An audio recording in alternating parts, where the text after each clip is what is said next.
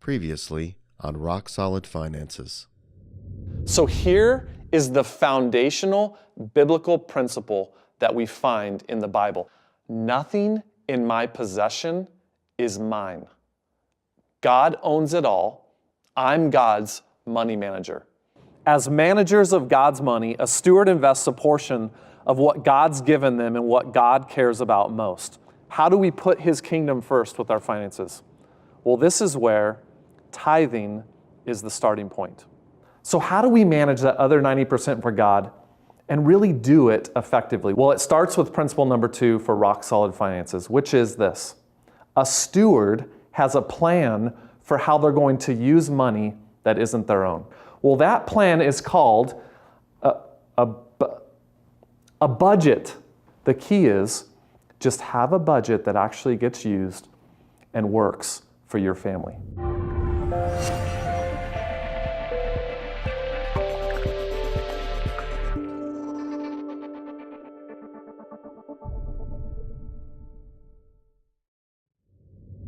This is a place that has always fascinated me. We're deep inside the heart of a bank in the vault.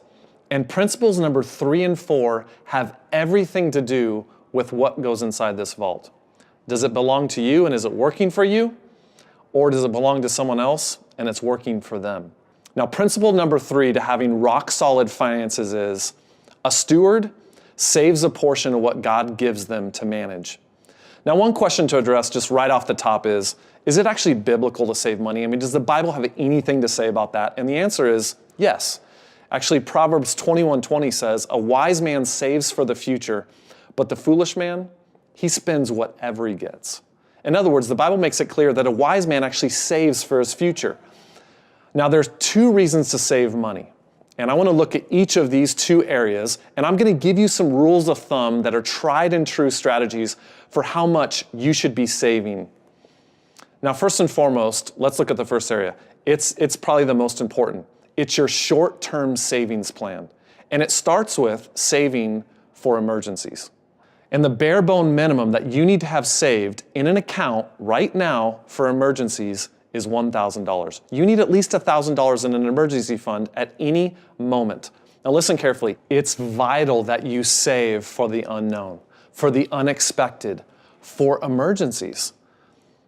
So you have to have an emergency fund. To not have one, it's just plain irresponsible. Listen, life happens. Someone gets sick. A car breaks down. An appliance quits. The hose on your toilet breaks and floods the whole house. Emergencies just happen. And if you don't have $1,000 in an emergency fund, you're going to be in trouble financially. That's why this principle is so important. Is it surprising that a car breaks down? That someone gets sick? That an appliance breaks?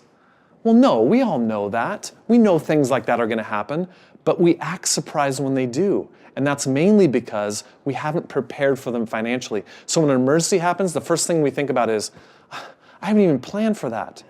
It can be so different. So $1,000 is the bare minimum that you should have saved for emergencies. But you need to move beyond $1,000 to really be prepared.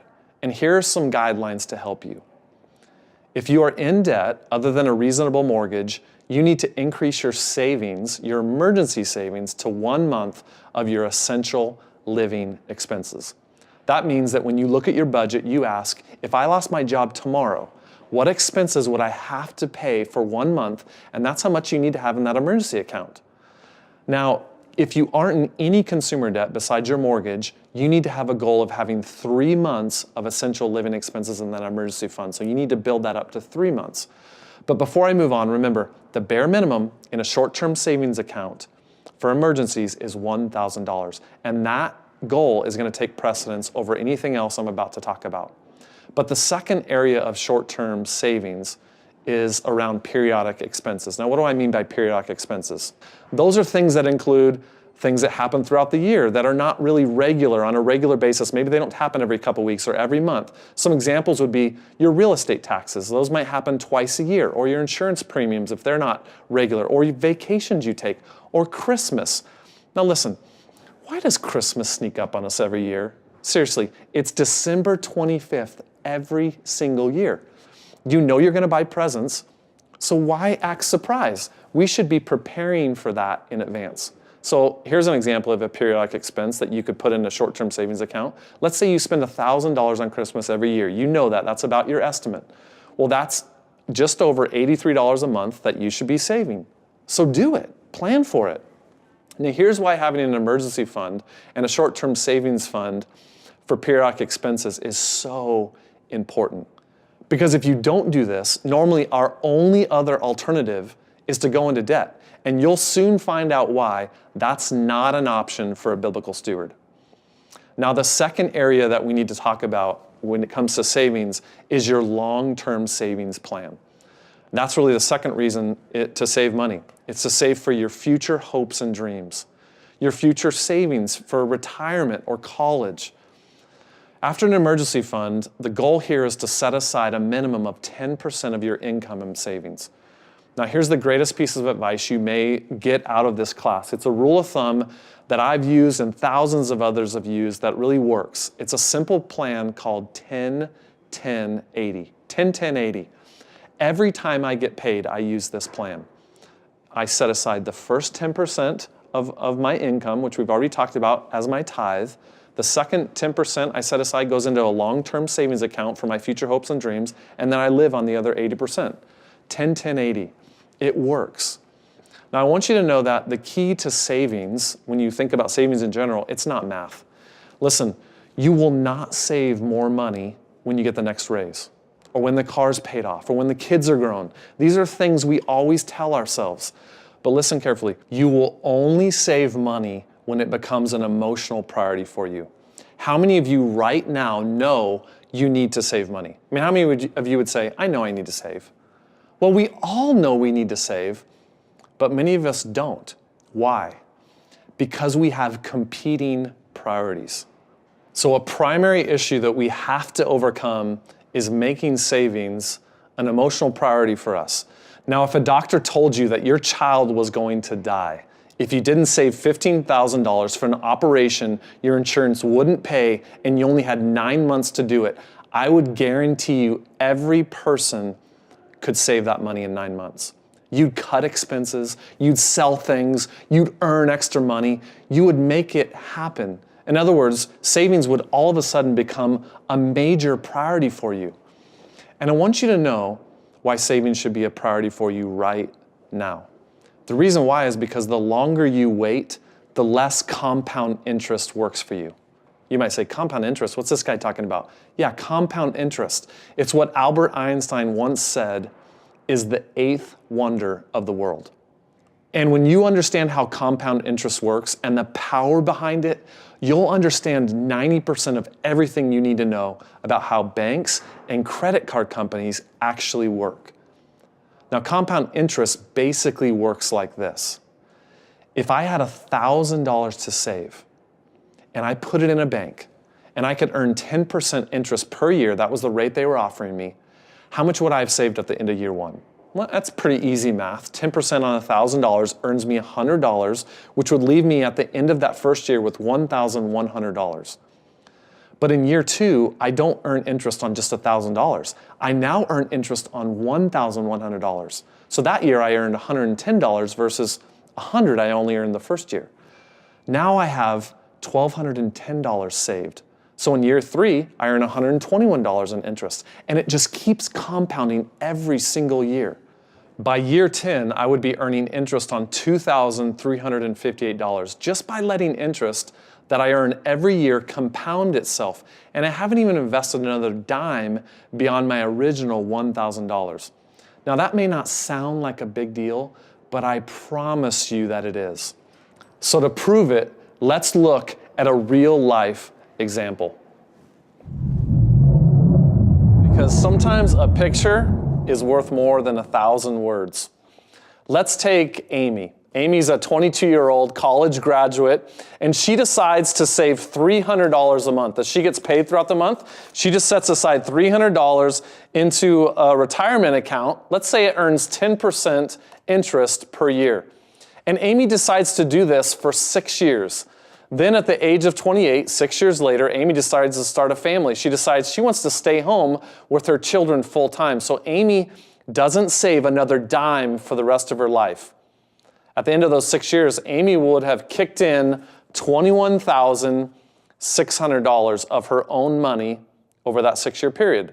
But even if she doesn't contribute another cent for the rest of her life, by the time Amy turns 65, she would have saved $1 million. Now you might push back and say, how in the world does that happen? It's because of compound interest. And because Amy started early.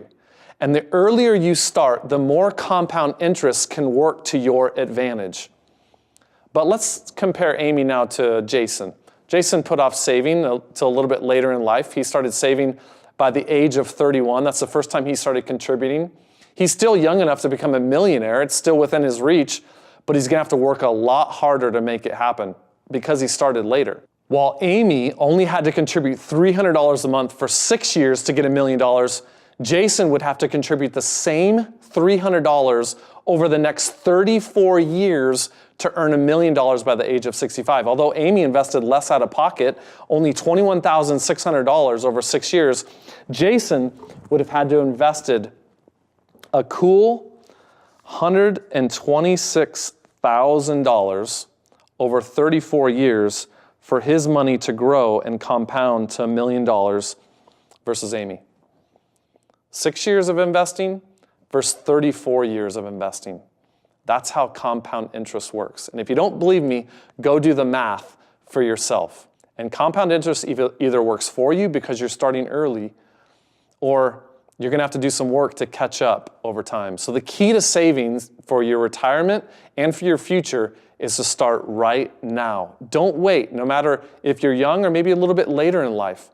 Now you might ask, how should I invest? What should I do? What's the best advice? Well, the best advice I can give you is to simply put 10% of your income every time you get paid in either a 401k or an IRA into a retirement account. And for some of you, your employer will actually match your investment. And if you don't take advantage of that, that's just simply leaving free money on the table. So invest in a diversified mutual fund. Don't invest in things that you don't know or understand, because trust me, just because cousin Freddie said this stock's gonna go up or that piece of property is a good investment, doesn't mean it is. So in summary, as we talk about savings, your number one priority in saving money is to at least have an emergency fund of $1,000. Now you need to do that before you do anything else. And once you have that emergency fund set, then what you want to start doing is saving 10% of your income for retirement. Every time you get paid, simply set 10% aside in a retirement account. If you're a little bit older, you're going to need to contribute more than 10% because you need to catch up. And for you, if you're a little bit older and you know you haven't saved much for retirement at all, I would encourage you to save at least 15% or more. Start saving now so compound interest can work to your advantage. Principle number 3. A steward saves a portion of what they earn. It's been said that you can either work for your money or have your money work for you. I think we've all learned the importance of putting some money aside for something we value. So talk about a time when you saved for something that you really were glad that you did. Maybe a bike when you were a kid, or an exotic vacation as an adult, something you really wanted to take, or for the retirement that you're now enjoying. Go ahead and hit pause. Then after you've had time to share, your group leader will continue the discussion before we hear Ashley's conclusion to this session. Take some time to discuss, then press play when you're ready to conclude the session.